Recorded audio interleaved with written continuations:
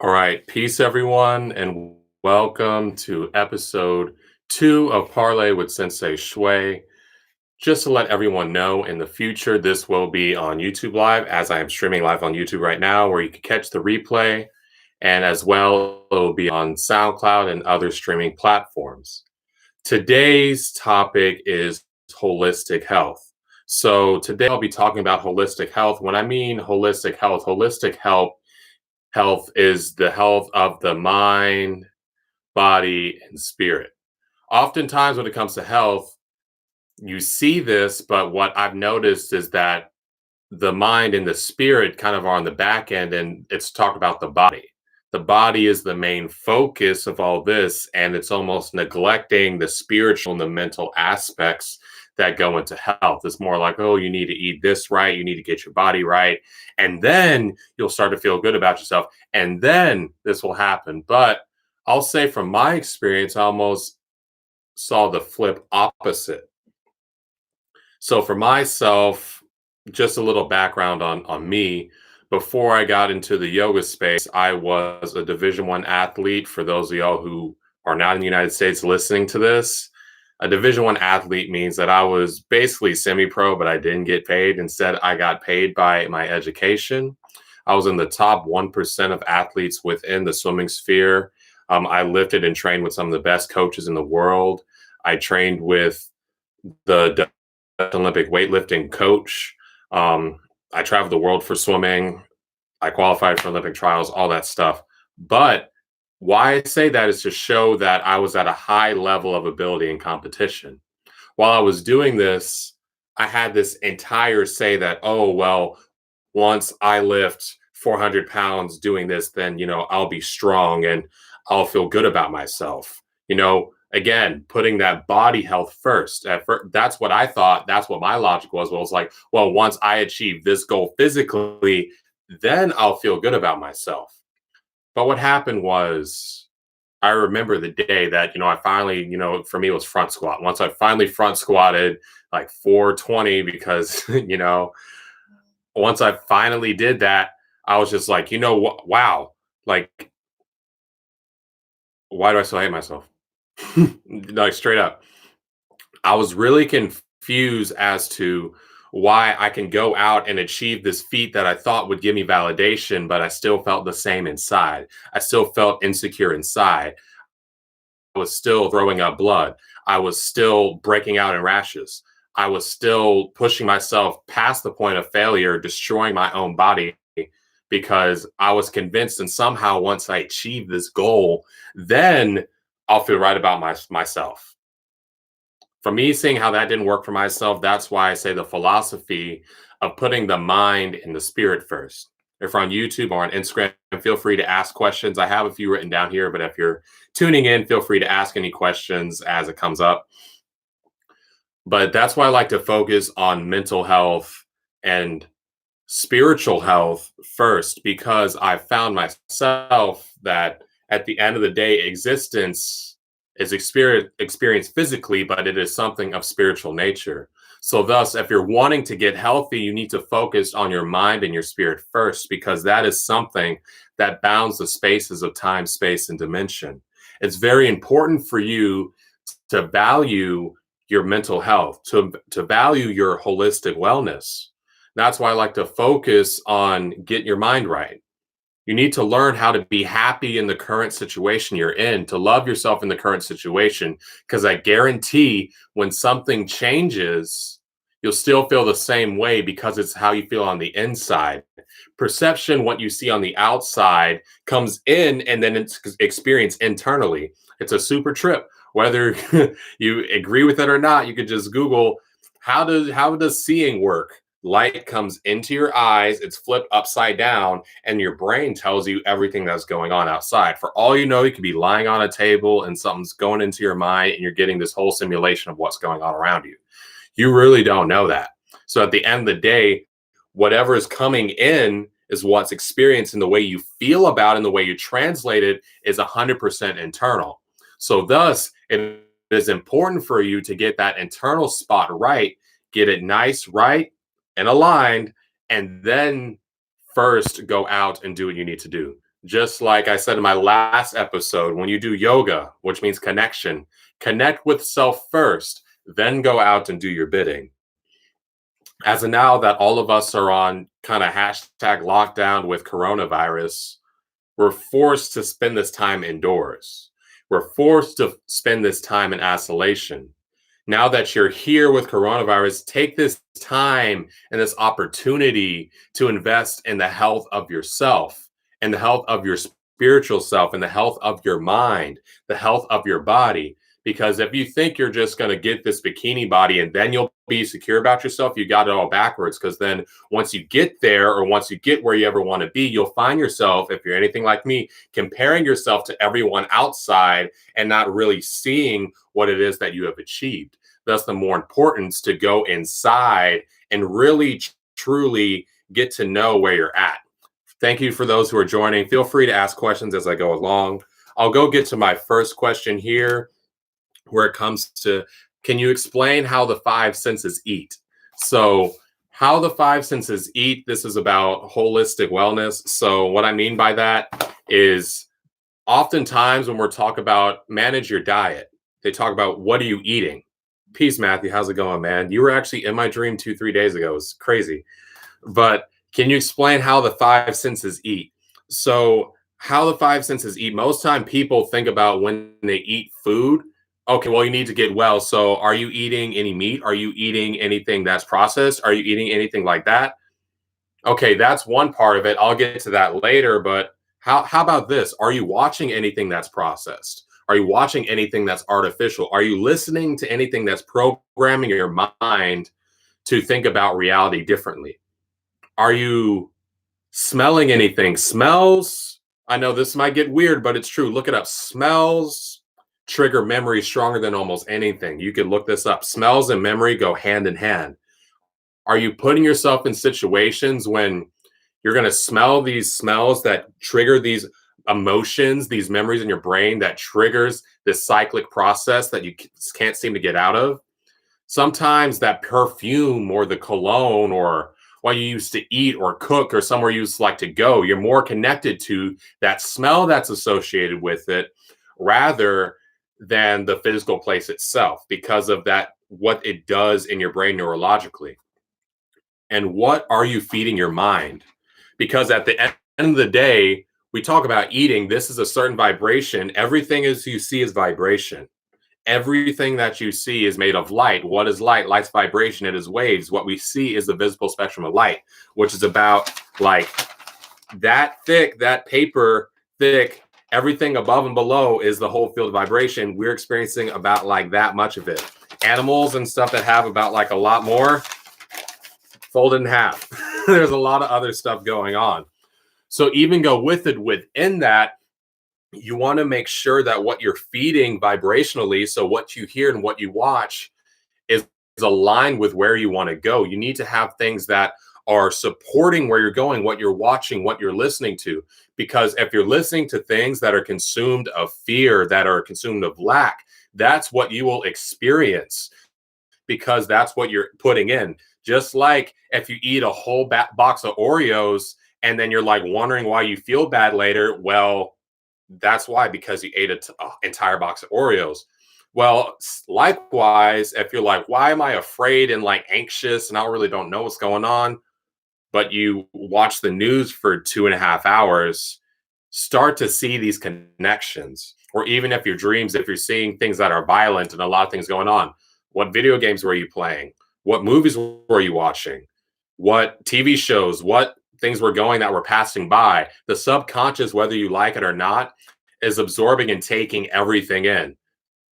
And it's later on that we get to deal with this, or otherwise, if we don't acknowledge it, it influences the path of life that you experience. Going into that question from Natalia Lynette, how does stress on mind, body, and spirit play a role? So, the stress on your mind, body, and spirit, how that plays a role is when you're mentally stressed out, that's the new lens of how you experience your reality. Take it like if you're trying to look at a sheet of paper or a color, or like outside. If you step outside and you put on some glasses that have a red tint on it, if you have red tint in your glasses, the color that you see everywhere else is going to be distorted. Likewise, when you're in a stressed out state, it starts to distort the way that you picture and translate reality to yourself. Likewise, in the spiritual aspect, stress is a vibration of a lower means, especially in excess. In lower levels, let me just cover this part. In lower levels, what stress does, it gets you to get out of bed and actually do something with your life. Otherwise, you're not really going to do much of anything. But high levels of stress, again, I like to say what it does is it's like a lens, just like anything. It's a lens that starts to go over so you don't see as clearly as you think you are seeing. And that's why I like to go into our next question. How does bad or good eating affect the body? So, likewise, how does not just bad or good food, but what are you watching? What are you listening to? What's really interesting is I was listening to, I forgot what podcast they were talking about, but they're like, yeah, in the movies and like when you're listening to music and it's like, oh, bitch, bitch, bitch, da da da da da. And then people get one, and then you're dancing and we're dancing to it and they say, N word this, N word that. We're like, oh, yeah.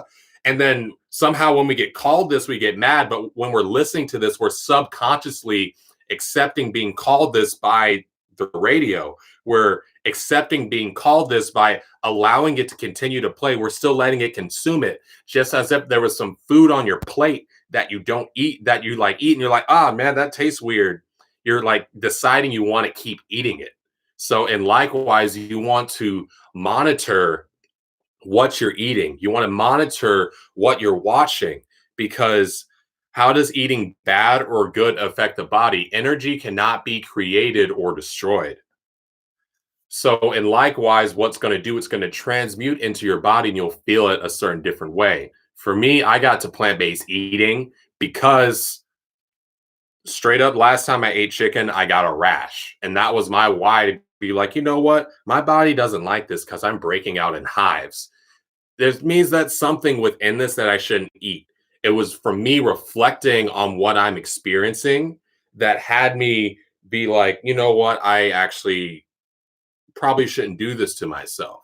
It was just like when I started to listen to lyrics of my songs, was like, let me probably not listening to this, because this is an input that's being given to me when I turn on the radio. So you know what I should do? I should actually change like what I'm listening to and see if I'm going to get a different reaction out of myself and a different perception in life. So same thing, like like Matthew, like you said, so negative stereotypical things we have in life. So likewise, in a way, a lot of things when you turn on the media, when you turn on the TV, when you see the most of the dialogue, negativity is what is chosen because it puts humans in a flight or flight state. I saw someone referring to a lot of the mass media as fear porn, using that as a way where it's like they're capitalizing on your sense of fear, that primal reaction to get you to want to pay attention, because it's almost thing like, oh, my life's in danger. Keep feeding negativity, because that's something just like a one sock in a corner that starts to pile up and form a giant like thing of laundry that doesn't get clean. Likewise, it's the way. So if you find yourself being overwhelmed with negativity, I would say try to change your situation. Try to change what you're watching. You can still get informed of what's going on without turning on the TV. Do your own research. Or if you don't meditate at all, I encourage you to meditate. At the end of the podcast, there will be a guided meditation on the replay versions, not on the live versions, on the replay versions when I have all the music and I could do everything that I need to do. But very important when it comes to these stereotypical things you have in life, start to reason a stereotype is something that's based off of a mass of people experiencing things. And that becomes something that's like, oh, it's a stereotype. Just like it's like, oh, Asians are smart because da da da. Well, because people think that based, okay, stereotype, because you got to realize that country only allows their best and brightest to go out. So that's what we understand. And that's our perception of reality. So that's why we see that. It's based off of the limited viewpoint of something. That's all the stereotype is. So when you might find yourself being overwhelmed by negative stereotypes, make your way to shift that, change the media sources. Maybe some of the people you follow, if you see what they're posting online and they don't support you, see they're feeding you negativity, this is the time to straight up unfriend, unfollow, do what you need to do, clean out your life just as you clean out your closet. Because what you eat affects what you become. Energy cannot be created or destroyed, it is just transmuted. If you find yourself as you're online and you're in a worse mood when you log off than when you got on, there's something on there that you need to do. Or, like I would like to say, put everything down for a little bit, connect with yourself, and write down these feelings and questions that you have to yourself about yourself, so that way you can identify them on paper and come back to it when you're in a different state of mind.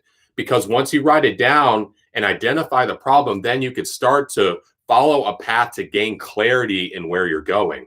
Otherwise, it's just the memory that we continue to alter through our emotions. That's like, well, I say this about myself because, oh, I'm thinking about this. No, write down how you're feeling and why you're feeling this way. Date it on the side and continue to emotionally log how you're feeling at this, because once all this is over, we're all going through changes at this point in time. What you're going to want to do is make some type of log, some type of record of this, so you could see where you were, where you're stuck at, and where you're going. Can you do a meditation live stream? I will. So like, do you want me to do it on this one? Because this is kind of like all one, and then I'll do it. I'll schedule one. I could do one tomorrow. I'll do one tomorrow, so that way I can announce it out and get a few more people to join. And I'll get better at announcing it, because I've done a few meditation live streams, but I just kind of like start doing it and not announcing it. And I'll get better at like actually talking about it and actually being like, hey, so we're going to meditate on tomorrow at 4 p.m. All right, so that's what we'll do. Tomorrow at 4 o'clock, we'll do a meditation, 4 o'clock Central Time. There will be a live meditation. I'll probably do maybe 15, 20 minutes, nothing too crazy. Just make sure you're in a space. Replay will be available. Just make sure you're in a nice space that's calm, cool, and collected, and being able to like be somewhere away from distractions, somewhere that you'll feel comfortable to let go. The music that I use is very important because I use binaural beats, and as well as different isochronic tones and healing frequencies that actually resonate with different parts of your system. Just like how you could hit certain notes and like the entire table will move, or like a guitar, sometimes you'll hit a note and the entire room will shake. Likewise, do different organs in our bodies resonate. I've been doing research to find which frequencies those are in order to like better serve that, because just like this is within it, but solfeggio tones. What's really interesting, I've been doing my research on solfeggio tones. The healing part is right, but solfeggio tones and scales being ancient is a myth, because ancient means BC, means before AD 0, right? How can something solfeggio, an Italian word, Italian did not exist in BC times? How could you be using a word to describe that if it's something, there's some mix up in it. A lot of it, they're actually noted number frequencies. When you see, for example, 528 of love and DNA repair, it's feeling the note and number sequence of 2258, which makes triangle something that happens with reality. Peace, what's going on, Deuce? So I'm going to move into this next part of holistic health. How does dairy consumption affect us?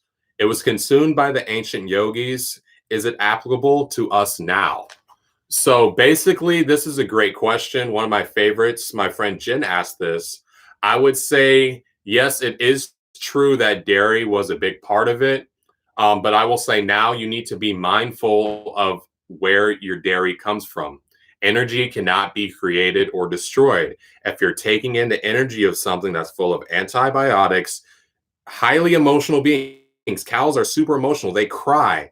They're very super. They're emotionally intelligent creatures. If you're taking this into your body and then you feel some type of way throughout time, you need to look into like what energies are you ingesting into your body for experience. It's very important to start to ask these questions to yourself.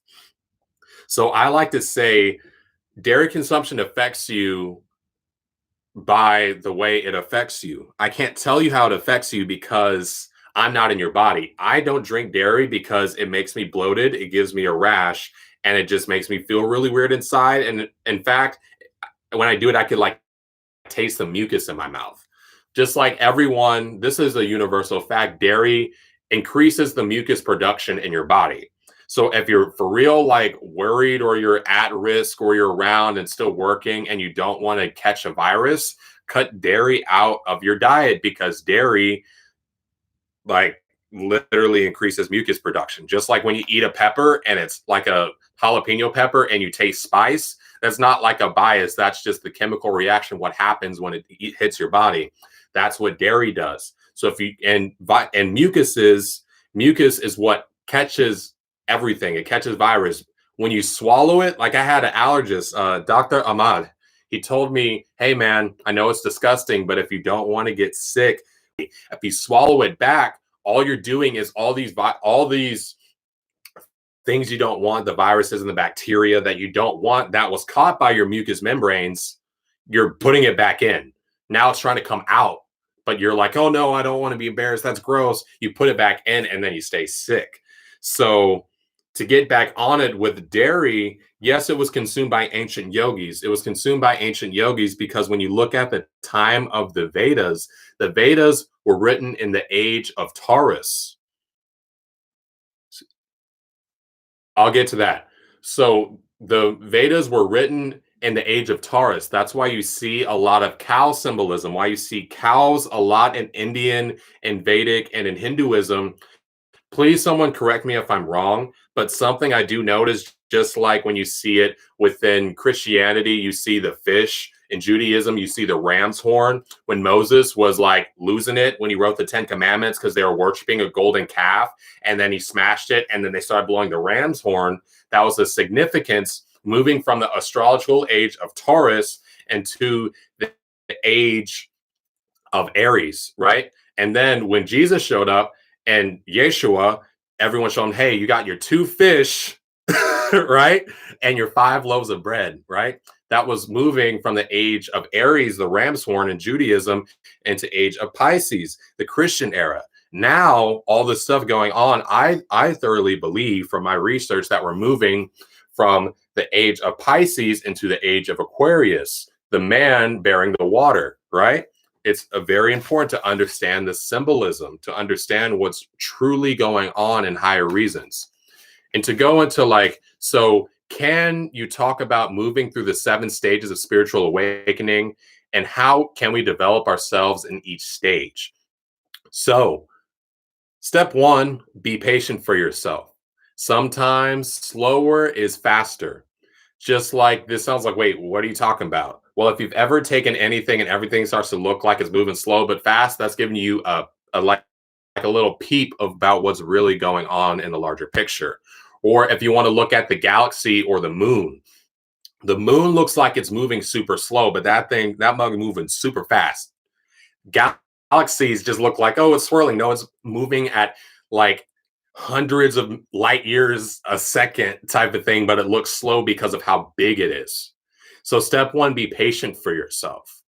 And what I like to say, where you need to start, what everyone likes to skip is grounding yourself. It is very, very, very, very, very important to ground yourself if you're going to take this spiritual path seriously. Otherwise, you're going to end up like those people you see on the street that are talking to someone that you can't see. They ain't crazy. They're just not grounded. And it's like you're in a kite, you let go of that, and you're just like, oh, a cool spiritual journey. No, you're not able to really relate and bring that stuff down. You're going to get lost in the sauce because you're not grounded. It's very important. Just like a lightning rod, you're about to get struck by lightning through that top chakra. You got to be able to ground it and relate that experience back. Otherwise, what's the point?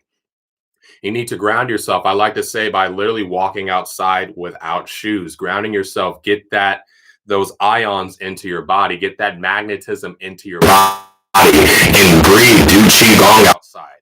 Simple as like you don't got to do all the movements. Literally inhale, exhale.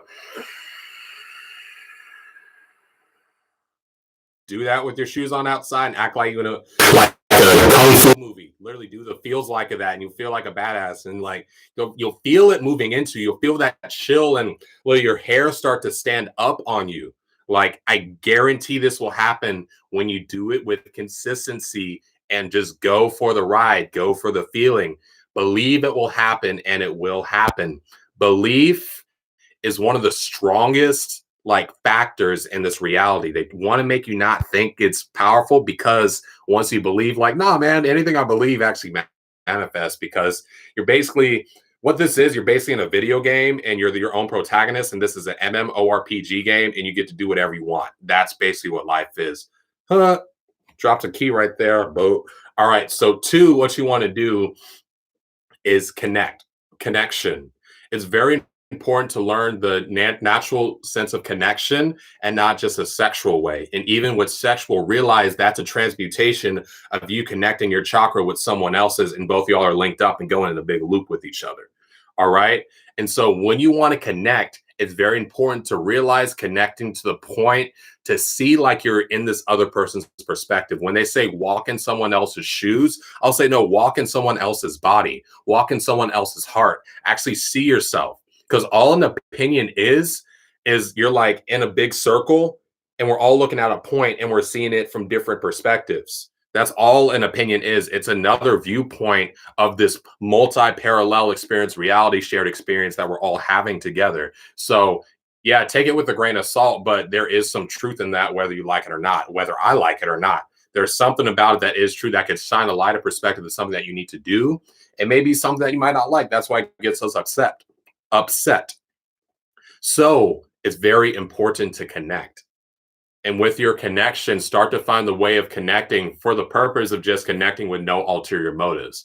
Oftentimes, when just it's even been taught, like it's something we've learned and we need to unlearn this when we connect with others for a point of like literally just connect to like see a different perspective to help, you know, and then that's it. Like, does the rain fall with any intentions or expectations beside for it to fall? Connect with the ground and be fed or do whatever it needs to be. It doesn't have any external intentions of something, oh, what am I going to get out of this? No. All right. And once you get that point of connection, you need to move up to your will, the gut, the chi, right? When you see these like kung fu people moving and they go like, yeah! All right, when they're literally doing that, they have to make that sound to activate this chi energy, right? It's real. Like it is real. It is scientifically proven. It's electromagnetic energy that moves. They're able to hop and spin around 3 times and do this crazy stuff because they've cultivated it through time, and they can activate. Because what's making my hand do this? What's making your hands open and close? What's making everything move? It's electricity. That's all it is. Once you start to make this electricity become more efficient and move, then can you actually start to do other things? In other ways, once you start to have that will, how many times, like we say it all the time, but like start to realize and be conscious of the words you're using, the spells. You spell words, you spell stuff, right? It's real. All right. What do you say? Oh yeah, man. So are you going to go to the store? Oh yeah, I will do that. You're literally saying I will. You're saying I, third chakra energy, will being activated for me to actually do this. Like that's what you're actually doing. You say it like everyone says this thing. Everyone says it in whatever language you're using the will, the future tense of like to be. Like I don't care what language you're saying it. You're activating this energy center, right? There's a reason that this language has developed for us to say this. So as developing willpower, stick to your word. Yeah, I'm kind of going over up to the fifth, but everything's connected. It's in a chain. It's something for me. Yeah, it was a little inconvenient for me to start this at 8, but I'm like, you know what? I'm going to do it anyway. I was in the middle of really don't moving. Like, no, I got to do this right now because I said that I will do it. And for order for my will to become stronger, I need to align with what I'm saying. It's not for other people. Yes, it's for the benefit, but it's like for myself to be true to myself. Because how could I want to be like, oh, you need to do this and take action and blah, blah, blah. And if I'm not doing it myself, what is that? That's not a leader. That's a boss. I want to lead. That's my purpose, right? To will. So you develop your willpower and your connection and understand the way for it to be used for greater good. moving into your heart center to learn, which is very important. That step from your will to love is a huge step. That's what humanity is collectively moving to right now. It's a huge thing to actually move to a point to be heart centered, to really want to help someone out of love without any attachments. And the weird attachment love is really coming from a gut, a place of insecurity, right? You want to be living from the heart. And a lot of that has to do with doing what you love.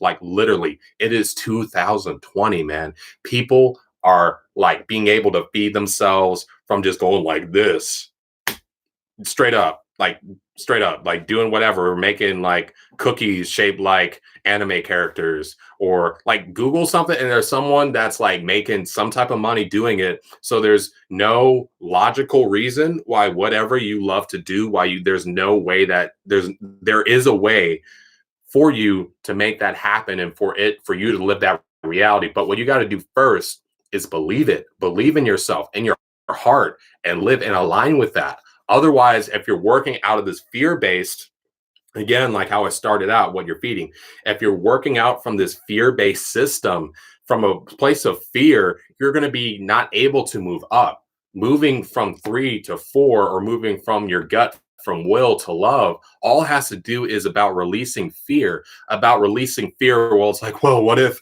it doesn't? Oh, what if? Well, when you're creating those what ifs, you're doubting yourself. You're doubting your own ability. Why would you do that? Like, why would you do that to yourself? Why would you doubt your ability to actually make a living and live the dream that you always said you wanted to do? Only if I had enough time to do it. Well, guess what? You have enough time to do it.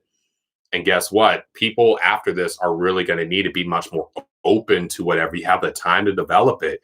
You could go on YouTube and learn whatever. You could go on Google and learn it. Google's open now. They ain't restricting search anymore. You go look up QAnon. You can look up all this other stuff, and they're going to show you actually what it is. You just got to actually be able to find it. Just as if you love to knit and make, you know, just like characters like SpongeBob SquarePants, you know what? You could do that and make a living doing that, because I guarantee you someone is doing something pretty similar and actually doing it. So it's about living from your heart and actually doing what you love to do. Living through, you got to do that first. And then when you do it, you'll literally start to feel like a slight pressure in your heart, like a real thing. That's your heart chakra starting to turn on, because there's a brain in your heart. There are neurons in your heart. After this, if you're like, what? Just Google neurons in the heart. Are there neurons in the heart? Yes, there are, like neurons. So neuron is like a type of cell that's at first they thought was just in the brain, but they're in the brain, they're in the heart, and they're in the gut. There's 3 brains. In Eastern thought, they call it dantian. All right. So the first one is in the gut. When they say the chid, they do it like dantian. They hold that when you see them running on walls and doing like feather style and floating around. They hold this part in order to ground themselves and keep this electromagnetic energy like going, so that we could like run on walls and stuff. True fact. And then the other one in the heart, that one's more associated with like connection and dimensional experience and things like that. You know, like it's really important to be able to like live through the heart. If you ever look into this book right here, all right, Ancient Secrets of the Flower of Life, Volume 2. I highly encourage you to get it. If you really want this, after this, message me and I will send a copy of this to you. This book is super important. Like straight up, it's sacred geometry for days. That's what that is. That is the geometric structure of light. That's why it looks like an eye. A lot of this stuff is universal truths. It's written by Drumville Melchizedek. Melchizedek is found in Hebrews 10. It's a royal priesthood that's been around for a long time. This is the real deal, people. This is real stuff. It is very important, especially for where we're moving into this time. It is very important. A lot of this stuff relates. If you have questions to what's going on, this book really does explain it to like a higher level of like really what's going on about the shifts. These are things that have been predestined and prophesized. There's no need to be in fear. It's important to live in love, live through the heart. All right. So after getting through the heart, all these connect. You got to start to speak your truth. You got to first live your truth and speak your truth. It kind of works together, but to a point where the power of your word, the strength and the power of your word goes into you aligning with what you say you will do. The stronger your word gets, the more careful you'll use it. The word is very powerful. What they don't want you to know is how powerful it is. To get used to like, oh, you know what, you could do whatever you want. Well, like, yeah, you can, but with that, you have to realize everything you say, every vibration you utter has some type of a sequence that comes after to something, Yeah. So what you need to do to send it to me, don't put in here the email, like message me like on the DM, message me your email address and I'll get it to you. All right. Message me your email address on this because once it goes up, I'm not really able to scroll up and see everything. But it's really important for you to like start to align with what you say and speak your truth. You like, it's very important that you do that, not just for the purpose of alignment and ascension, but when you start to actually align with what you say, you'll start to realize you could create the reality of what you want. You could do whatever you want to do. If you want to be traveling the world and getting paid for it, being a musician, playing blues guitar, doing whatever, say it, live it, and just do it, right? You start doing it and taking action, and then give patience for that manifestation to occur. All right. Because we're all, say, going on this giant cruise ship of life.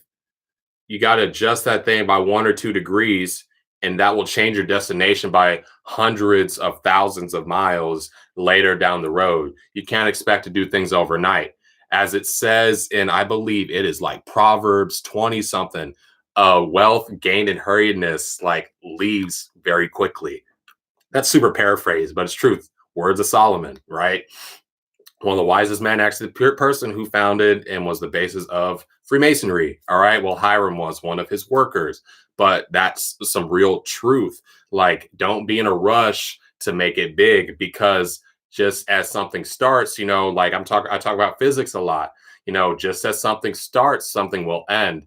Every action has an equal and opposite reaction. That's not just like dropping a paper on the ground. That's like what you do to somebody or what you do something. Karma, right? Kar is a Sanskrit word that means action. So, and ma is something that means like water or fluid. So karma is the fluidity of action. That's what that word means.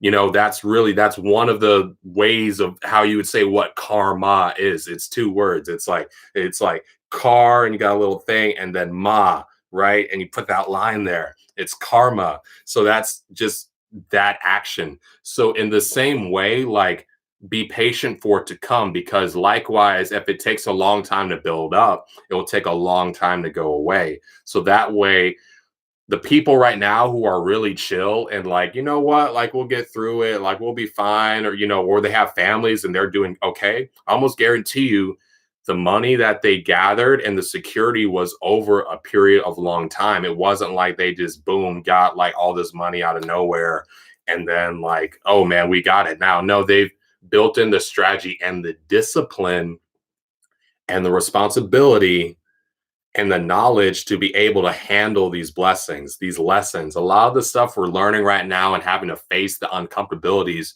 are getting us to the point to be able to like get there, to be able to accept and to live with responsibility that comes with the blessings. That's one thing that's often not talked about. When you get into these spaces and you change your environment, there's other responsibilities that come with it. And you need to go through these trials and tribulations and failures to gain the skill sets in order to be able to handle that.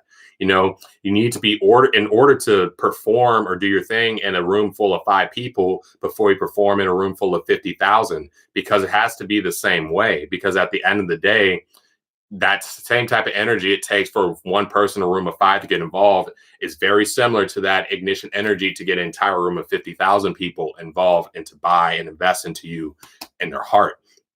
And that comes through blockages. All right. So just like with speaking, oftentimes speaking the truth, there comes with blockages to like worry or judge about, oh, what's someone going to say about me? When you're ascending and going up, it's very important to speak your truth for you to believe it yourself.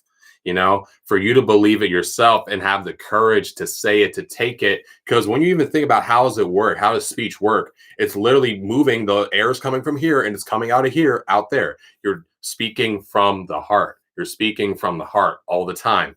You know, a lot of these things like, oh, what? Like that's legitimately what's going on. And just to move into this next part where we're going into the mind, you got to start to look into what you focus in. Drink water that doesn't got that fluoride in it. If you don't have the ability to get any type of like filtration, it helps to like leave it out and rest it. There is one thing with helping the water molecules rest, but also when you rest it and then put it in sunlight, sunlight helps the chlorine and some of the other chemicals break down in the water. That is something that happens when you're allowed to rest in sunlight, along with the water and the molecules of everything becoming a lot more at ease. In addition, you want to eat things like tamarind or tamarind, pineapples, things like that to help remove and reduce fluoride buildup. Because what fluoride does, it starts to calcify the pineal gland, which is associated with you say your sixth chakra or third eye. But the thing about it, I'm not going to get into all the esoteric stuff right now. But the thing about an excess of calcium buildup on your pineal gland is the master gland in your endocrine system for all the other glands in your endocrine system. If it gets too much calcium on, it stops to do its job, and that's where Parkinson's disease comes into place. And along with other disorders of the body, from all the hormones not be able to like actually do what they need to do. So it's very important to watch what type of water you drink and what you bathe yourself in. So going forward, it's really important to like look into and invest into like water filtration and clarification systems. It's very important. But with that, you want to be aware of where your mind is focusing and in a way where your mind is linking up with your heart. You want your mind and your thoughts to link up. So how you counterbalance the buildup of, say, all the fluoride is prataka or sun gazing. So that's a good way to like be a little bit more aggressive with it. When you do the sun gazing, you need to do it within the first 30 to 40 minutes of the sun coming up or going down. That's when the radiation and ultraviolet lights are not as active and you're able to do it. What's very important, Trataka basically means staring at something until you cry. So like, or until tears come out. So what you literally do is when the sun's coming up or going down, you look at it and you like have your eyes really big. And what that does is it starts to allow and regulate. It also regulates your circadian rhythm. But what it does is help break the fluoride down in your brain. And when you close your eyes, you'll have that little blue dot that's there. And then you start to focus on that spot. Or if you don't want to get up super early, or if you're not in a place where you could see the sun like that, using a candlelight works really well. Like literally a candle and then staring at the tip of the flame. And do that until tears come, and kind of do it until tears come in a way, and do that on a regular basis, as well as when it comes to water. And toothpaste. Watch what toothpaste you're using. What I did for a while, it worked for me using baking soda and turmeric. It worked miracles. People are like, man, teeth look so good. We're using it. And I'm just like, do you really, do you really want to know? I'm using, like, I literally have this cup with like baking soda and turmeric in it. But also like Hello, I think that's the name of it. Like Hello, they make a hemp seed toothpaste that's like super free of like all these additives. And I found like it works really well and I like it. I mix it in with my fluoride and turmeric mixture because I found my mouth just loved it. My teeth loved it. Those are some of the main ways to help counteract like a fluoride buildup in your body. There's more. You could just literally like Google it, and there's plenty of stuff out there. But don't do anything that's like too extreme, because with everything, it's what you can do with consistency. Consistency is key. It's not like, oh, you do something once, you get this fixed. It's what something that you can do, and that will logically and reasonably you could put into your schedule, and that's something that you'll do on a consistent basis. So it's like something, start out 2-3 times. You do it 2-3 times and you want more, well then do more. You know, don't do anything too much, because what will happen is you'll start to have this natural reaction for it to go off. Like if you do it too much. It's really interesting kind of how it works in like life and reality. So that goes in with kind of the crown. Like mine's kind of on fire right now. Like how you start to connect with that is really kind of speak without holding yourself back, you know, like really letting everything flow in and aligning and really feeling like you're living with your purpose. Really, the best way to align with your crown is meditation. Like meditation, meditation, meditation. It's the best way. There's a guided meditation at the end of the podcast, on the replays, not in the lives as of yet. We'll get there someday. But for meditation, the biggest thing is you need to learn how to connect with yourself. Just for methods for those who have never done it, literally sitting, making sure your feet are grounded if you're not one to sit in like crisscross pose, and then closing your eyes, breathing in for a count of 4, exhaling for a count of 6. And then do that until you lose and come back to focus 7 times. So, however long it takes for you to start doing your breathing and you lose focus and you're like, oh, I should breathe. And then you do it and then you lose your focus and you come back, because that allows you to realize that it's a very normal thing. These people and these gurus who are telling you that they're sitting and they're in this place of stillness for like 30 to 40 minutes for an hour, they're lying to you. It's their ego in the way. What's really happening is that they're losing concentration and they're just really good at getting it back in daisy chaining. You get better at daisy chaining, and in that way you find those periods of longer thing. And I would say, for musicians, like if you look at your hand a lot, you get better at like looking up and actually knowing where at, and you go back when you mess up. It's very similar in a way that you get into a point where it's like, oh, I actually know where I'm at now and I feel good, but you look down every once in a while. It's likewise in meditation, getting to those points of where you can like actually focus on one thing at a time. And the meditation method I teach, we touch down here, focus on that sensation. We'll tap here, you focus on sensation, and then we move and we pinch in between our eyes, and then we focus on that sensation. When you focus on those sensations, the touch, it brings your awareness, and you imagine like prana or chi energy moving into that spot, and it actually does develop those brains or the dantians of the body. And so, like with the crown chakra, a lot of that, what it is, that talks about connecting to higher self or higher purpose. And a lot of that, you get to that once you've worked through other things. We consistently receive, but not until where that antenna is right. Like you want to think of an old antenna, you put that foil on, you moving it around. That's what you're doing at first. You need to get everything aligned for things to be able to receive. Because before, like, how can you really want to receive without any antenna to ground yourself? Or you could like focus on stuff a little too much and you'll start to receive, but you'll have nowhere to transmit it to. You'll find yourself like a balloon that just gets lost in the air. So it's really important to start to live and speak your truth and then align your thoughts with it. And then you'll start to receive information about how to make that come to pass.